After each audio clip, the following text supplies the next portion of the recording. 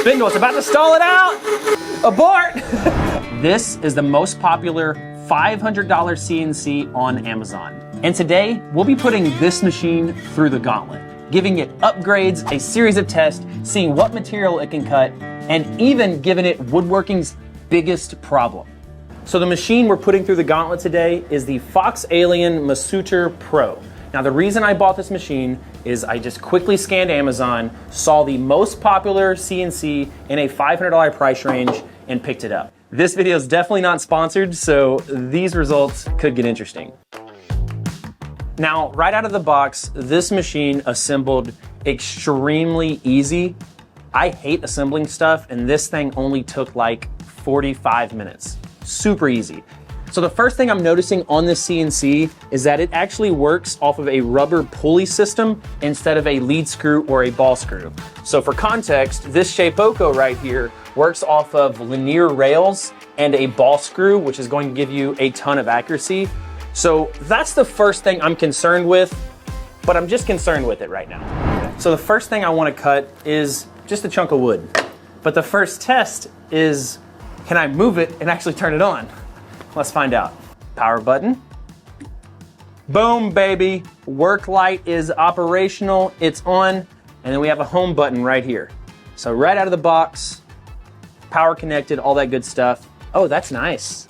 That's nice. Hitting a limit switch right there too. Right there, it's double hitting it. Look at that. That's nice. That's nice. So while it's homing and everything, the program that it's running off of is called Candle. And what Candle is like an open source CNC software. It runs off of Gerbil, so GRBL, and it's going to be able to control the machine. And just moving it around, I can now, on my computer, click these buttons and now move around the CNC, just like it's supposed to work. So that passes. I love it, baby. Go up and down with the spindle. Oh yeah, that's nice. And the last thing is, let's see if we can turn on this little teacup spindle here. Now, this is something I actually have a problem with as well, because you're paying $500 for a CNC and they give you the same spindle that I know for a fact comes on CNCs that cost like 150 bucks. So that to me is a little red flag, but let's see if it turns on. Oh yeah. That's nice. That's nice. All right, so to hold this wood down, I am going to use the clamps that it came with. And this is kind of cool because for a $500 CNC, it actually comes with clamps, and the spoil board actually has all of these insets where these bolts will just clamp right to it. So that's a nice feature. All right, now we have our piece of plywood held down. Now, for context, this is the piece of wood it came with, the only piece of material it came with, which is just some cheap MDF, so I'm not worried about that. And these are the bits it came with. So let's see what we can do with the bits that it came with. Oh, are you kidding me? Are you for real? Okay, so I saw this engraving bit in the bit kit it came with. And I assumed, okay, we get an engraving bit, we get a cutting bit, we get some other stuff. Nope, you get 10 of the identical, I guess it's a 30-degree engraving bit. That's it. That's it. But all right, that's what it came with. So let's see if we can engrave the plywood with, once again, whatever angle this is.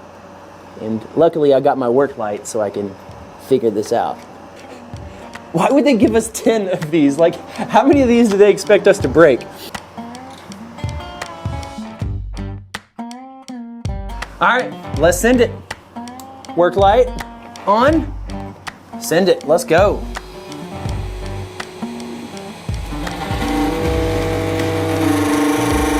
So one thing to take notice of is you can actually see what it's doing on the Candle software.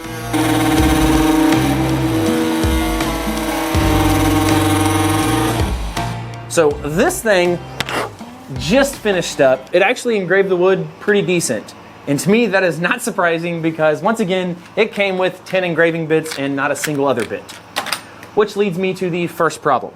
In order for me to cut this out, I already have to buy a different bit. And so This is the Baby Boy Upcut Rougher. This is a bit that's meant to go really fast on bigger hobby machines and industrial machines, but instead it's going to be used on little teacup right here. So next is we're actually going to cut out Hello Sexy in a circle using a bit that does not come with the machine, but I know for a fact that this bit can handle a lot. Now, this is a little bit concerning because the last test, I actually plan on using this bit right here. Yeah, it's gonna be fun. Let's go. Hey Steve, what Z height should I set? This one or this one? Which one do you think I should set? We're gonna go right in the middle.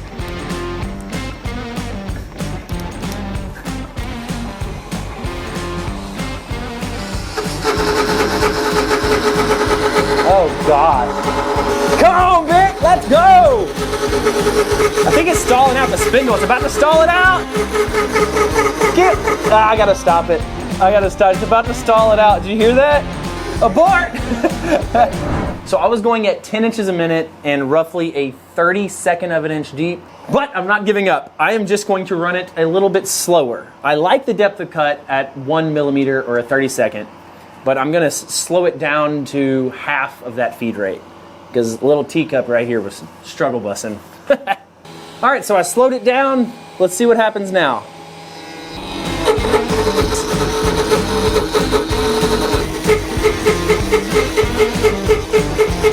Let me know what you would have done in this situation. Would you have went slower, deeper, not as deep? Would you have done anything different? Because this is a little scary.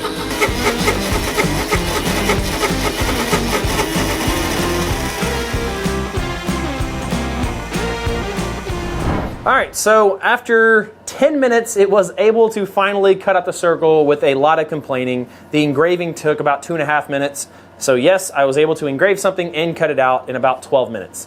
I don't love it so far. I do have an upgrade in mind that I want to put on there, but I'm gonna give it one more chance with a different material. So this is mirror acrylic. And so this is not glass, it is acrylic, it is bendable, all that good stuff. So we're gonna try to cut this out and see what it can do.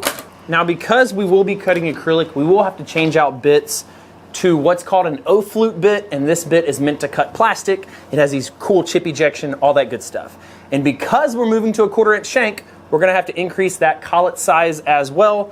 And so this is going to hopefully help that rigidity. So this bit, oh, it scared me, it's vibrating. So that bit isn't deflecting any.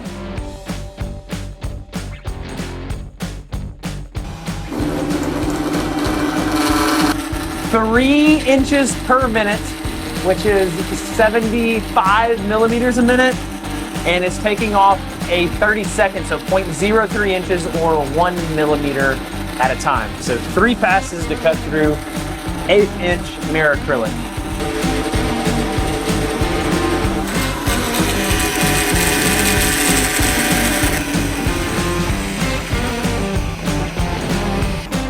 So surprisingly, the acrylic cut really well. And I think it was because I slowed down the feed rate to like 3 inches a minute or 75 millimeters a minute, which is incredibly slow. Now the thing is, I do think this little teacup spindle right here is the limiting factor of this machine, and this machine actually has a lot more gumption to give, right? A little bit more horsepower. So it did come with a separate spindle mount, which is kind of funny. Like, why would it come with one spindle and then give you an empty spindle mount? I guess they knew that this thing sucks. So what we're going to do is put a trim router in the spindle mount. And so this trim router costs like 75 to 100 bucks, and it's going to fit in there perfectly, and we get to really see what this machine's made of. Because I don't think this little thing's going to be able to handle this bit on the final project. So the next thing we're cutting out is ACM. And what ACM is aluminum on either side and soft plastic in the middle, HDPE. And so this particular ACM is gold on one side and silver on the other, and we're gonna cut out a hilarious sign that y'all guys are gonna wanna make. Now, any of the materials or bits we're using today, whether it's the mirror acrylic, the ACM, the O-flutes, the baby boys, any of that stuff, I'll have links down below because it is all available on CIC Workshop, and we are just now launching this cool two-tone ACM and mirror acrylic. So my regulars, check it out, guys.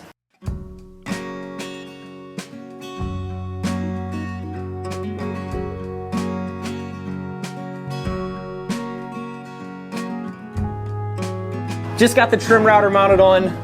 Let me show you the difference. Here's a little teacup. That's cute. Here is big house.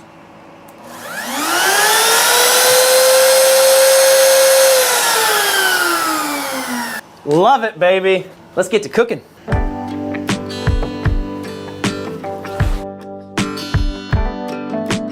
All right, let's run it.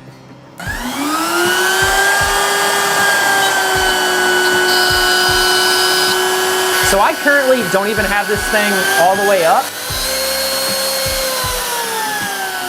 And I'm cutting 10 times faster than little teacup. So it's cutting a heck of a lot faster, a heck of a lot better. So far, so good. So we're about halfway through the sign, and we've had enough oopsies where we need to talk about it. The first one is I used an 1/8 inch O-flute bit, which is an upcut, to do these first couple cuts, and it left a lot of this aluminum sticking up on this ACM. So I switched to an 1/8 inch downcut bit, and I actually got really good results. So that's mess up number one, fix number one. Thing number two that started happening is over here on these letters, what's happening is this bit is coming down and the spoil board is flexing so much that it actually doesn't pop through that aluminum onto the soft material. And so it's just like pressing down and then kind of riding it. And so that spoil board is starting to become a big issue, and it's really kind of pissing me off. And so I have the fix, a stick. And so I cut the stick to fit underneath the spoil board, and voila, watch this. Now the spoil board doesn't flex. So Fox Alien, if you're watching, include a stick, include something, because y'all know this is a problem.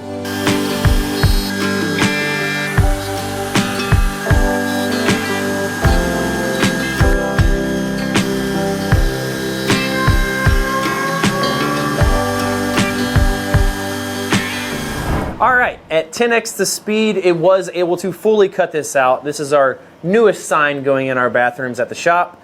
And at this point, I have noticed, even with this upgraded spindle, obviously I was able to go 10 times faster, can probably push it even more, but that's where I think this machine starts having some limitations that I'm kind of picking up.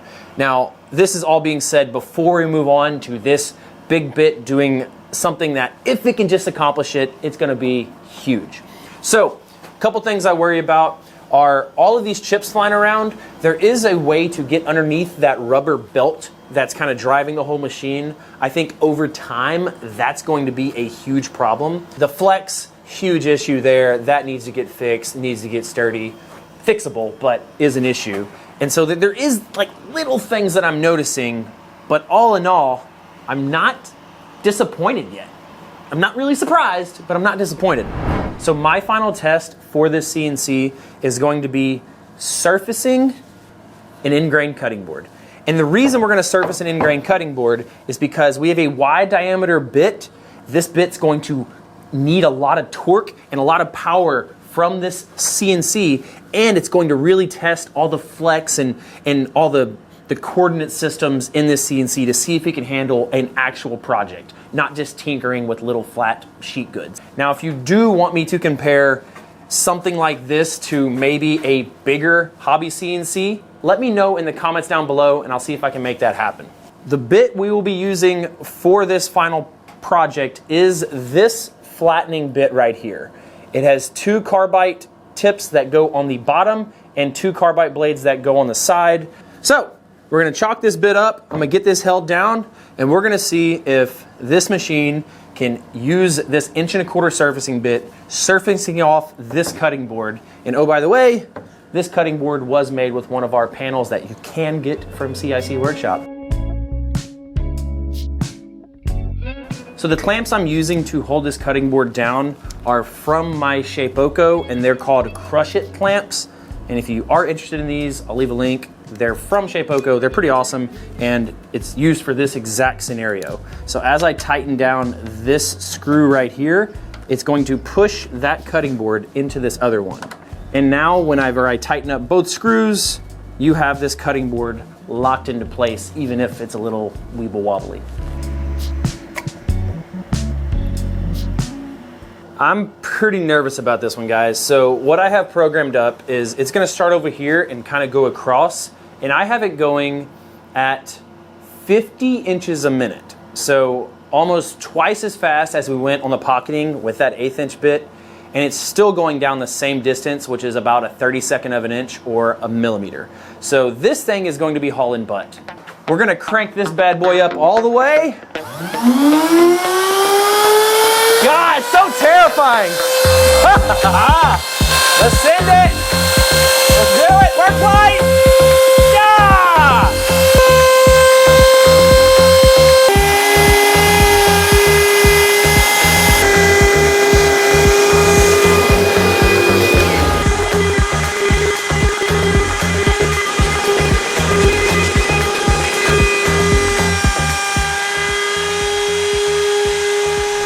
Well, it did a pretty decent job. I need to go down a little bit deeper, and there's a little bit of lines on here, but all in all, I'm pretty surprised. So there it is. Is the most popular $500 Amazon CNC worth it? Up to you. And watch this video right here for the cheapest CNC on Amazon, and if you need a beginner bit set, check out this video right here. I go over all the bits. Thanks for watching.